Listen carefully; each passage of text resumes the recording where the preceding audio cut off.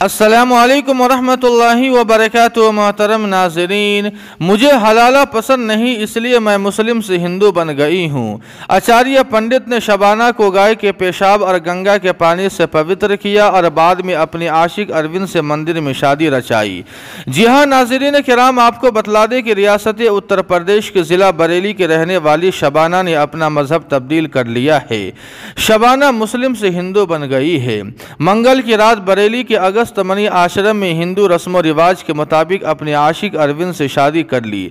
दोनों की दोस्ती बरसों पहले हुई थी। शबाना ने अपना नाम शिवानी रखा है।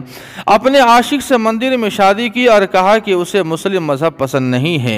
चूंकि मेरे बॉयफ्रेंड के साथ मेरी दोस्ती थी, मैं महादेव की पूजा करने मंदिर जाती थी। बरेली के फरीदपुर इलाके के भगवंतापुर की रहने वाली शबाना उर्फ शिवानी ने बताया कि मेरे वालिद और वालिदा का इंतकाल हो गया है और मैं 8 भाइयों में इकलौती बहन हूँ। मेरे गांव के करीब केरवा गांव के अरविंद से 2 साल पहले दोस्ती हुई थी।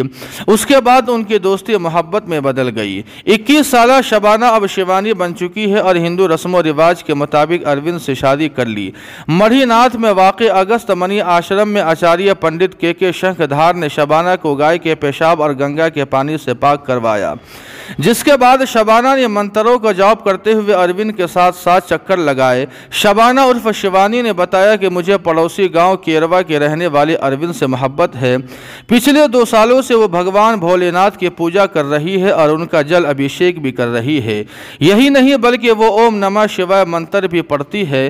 भोलेनाथ पर उसका बहुत एतमाद है।